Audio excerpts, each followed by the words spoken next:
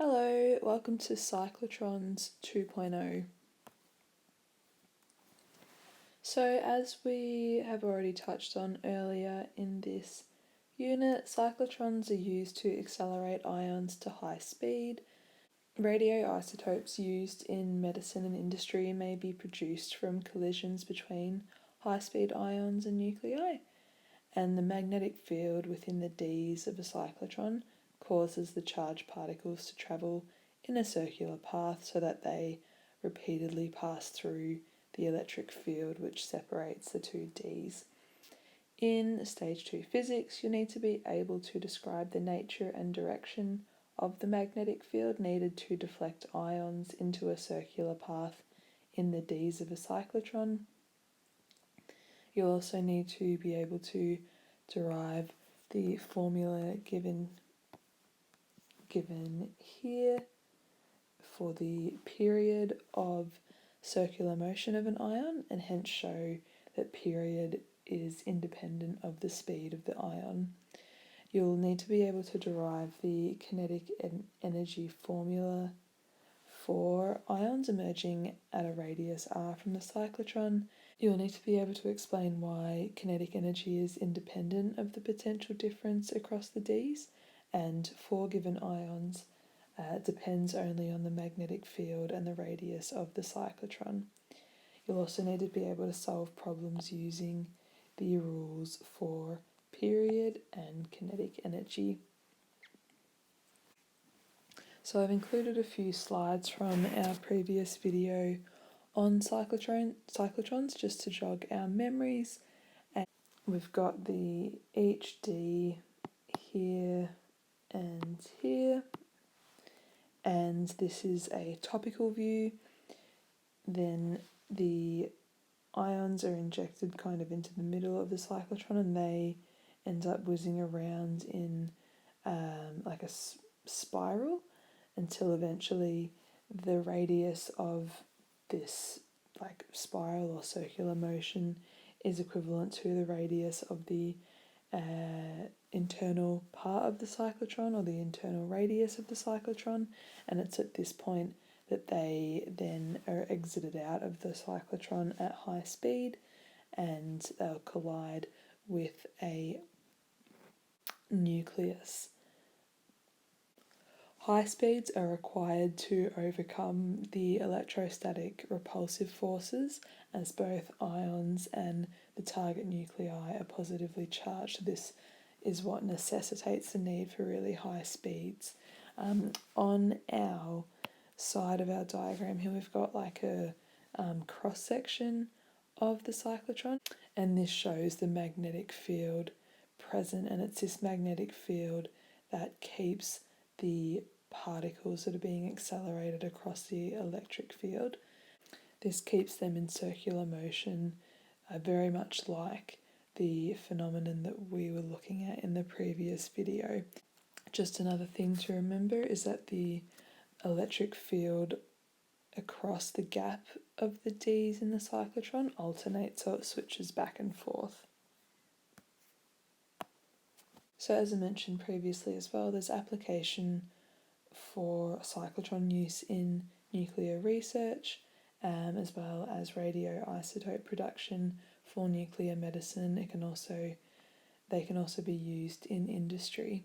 Some of the applications include detecting tumours, tracking blood flow, assessing organ function, detecting organ damage, assessing the integrity of welds, so moving into a more industry-based use, and measuring the thickness of materials, so like measuring the gauge of materials.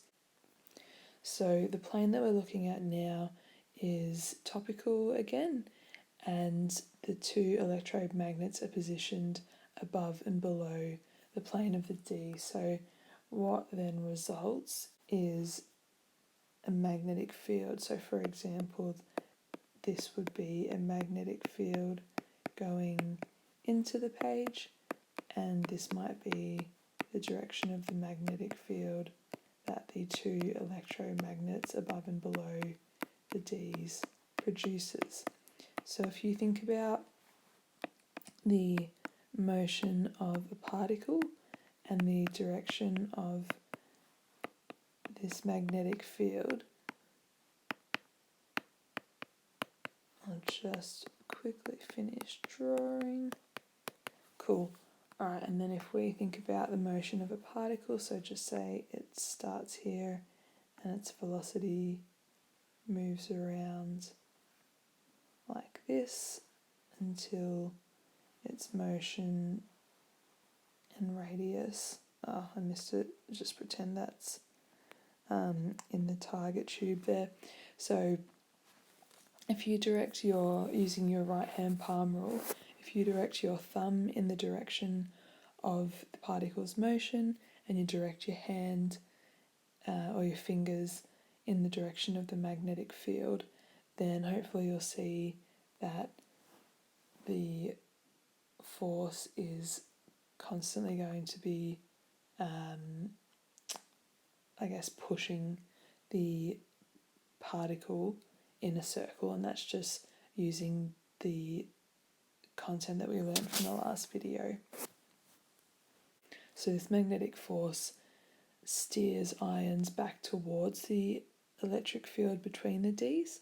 This means that the electric field can therefore do more work on the ions, and this increases their speed. So this is how this acceleration, this particle acceleration, happens. The radius of the path increases with the speed of the ions. However, the period remains constant because the increased velocity is offset by the increased distance or the increased circumference that the ion has to travel. So the period of the particles is independent of ion speed.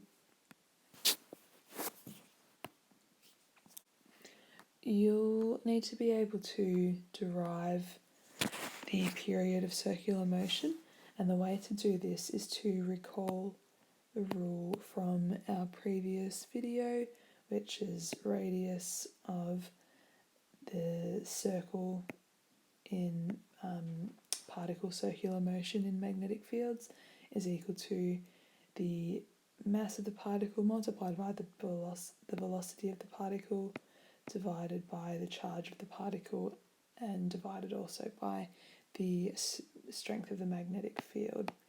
This can be rearranged to get the velocity being equal to the radius multiplied by the charge of the particle multiplied by the strength of the magnetic field and then divided by mass. With circular motion, we also know that velocity is equal to 2 pi r, which is the circumference of the circle, divided by the time period, which is the amount of time it takes for a particle to move around that circle once.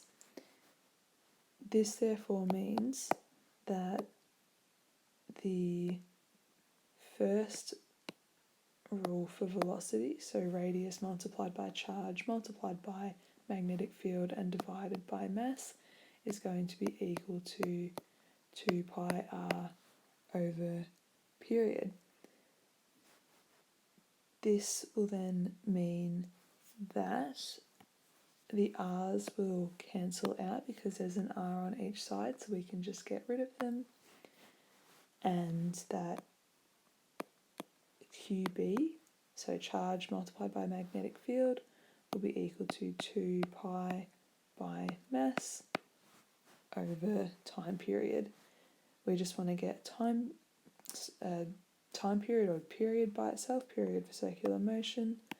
So this will be equal to 2 pi m on QB. So 2 times pi times the mass of the particle divided by the charge of the particle and the magnetic field strength. So that is your derived rule for the period of circular motion. You'll need to remember how to do this, as this is part of your success criteria here.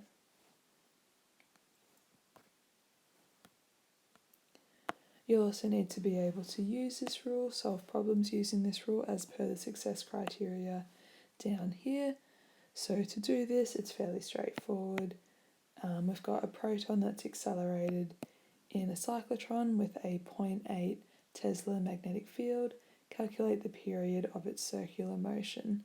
So we'll just use our rule for the period of circular motion, which is 2 pi m divided by qb, so 2 pi times by the mass divided by the charge and magnetic field. Our magnetic field is 0.8 Teslas, and our charge on our proton is going to be 1.6 by 10 to the negative 19.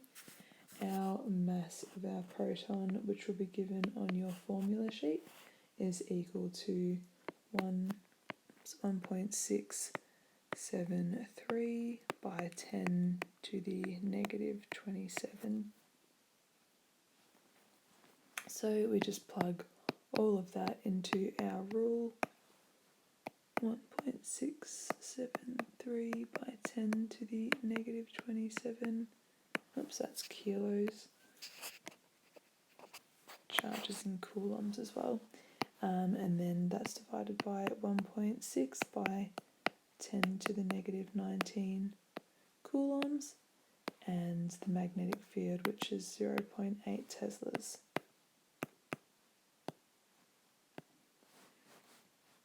If you pop all of this into your calculator, you'll end up with an answer that is 8.2 by 10 to the negative 8 seconds. So that's the period for the circular motion of this proton in the cyclotron. So we'll take a look at kinetic energy of ions emerging from cyclotrons. The velocity, kinetic energy, and radius of ions increases every time the electric field gap is crossed in the cyclotron. This occurs all the way until the radius of particles is equal to the radius of the cyclotron itself, and this is when ions exit out of that exit chute. Kinetic energy is dependent on the radius, the magnetic field, the mass of the particles, the charge of the particle, but it's independent of the potential difference, so it's actually independent of the electric field. You need to be able to derive the formula for kinetic energy, so we'll have a look at that now. You just start off with your regular kinetic energy formula, so half mv squared, and from our formula before, so R equals mv on qb, we know that velocity is equal to rqb on m. So velocity is equal to radius times charge times magnetic field divided by mass of the particle. Therefore, the kinetic energy will be equal to mass a half m and then v squared, so rqb divided by m squared. That will mean that we've got kinetic energy being equal to m by r squared, q squared, b squared, and m squared. So that therefore means that we can cancel out this m and the square of this m here. That will leave us with kinetic energy is equal to r squared by q squared by b squared, so radius squared by charge squared by magnetic field squared. So I'll just make that 2 look a bit better. And this is over 2m, so the 2 from the half and then the m that is left over from cancelling out. So this is our rule for kinetic energy. This is something that you'll also need to remember how to derive.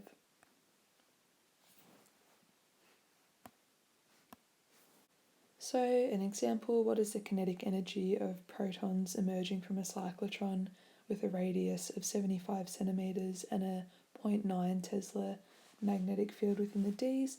This is just an example of applying this formula here. So we need to work out the kinetic energy. We'll bring up our formula, which is kinetic energy is equal to charge squared multiplied by magnetic field squared multiplied by radius squared. This is just the letters or variables arranged in a different order to the way that I had them arranged on the previous slide, and everything is divided by twice the mass. So the charge of a proton is 1.6 by 10 to the negative 19 coulombs. The magnetic field is equal to 0.9 Teslas. The radius is 75 centimeters, which is equal to 0.75 meters because this is measured in meters, and the mass of the proton, again, will be given on your formula sheet, 1.673 by 10 to the negative 27 kilos. So if we sub all of this into our equation, hopefully I'll have enough room. 1.6 by 10 to the negative 19 for our charge. Magnetic field is, and that's squared, magnetic field is 0.9 Teslas, and our radius is 0.75. This is going to be a bit tight, sorry. 0.75 meters squared. I'm just going to draw a random colour here to separate these.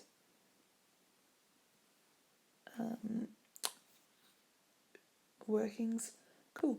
And then all of this divided by 2 times the mass, which is 1.673 by 10 to the negative 27.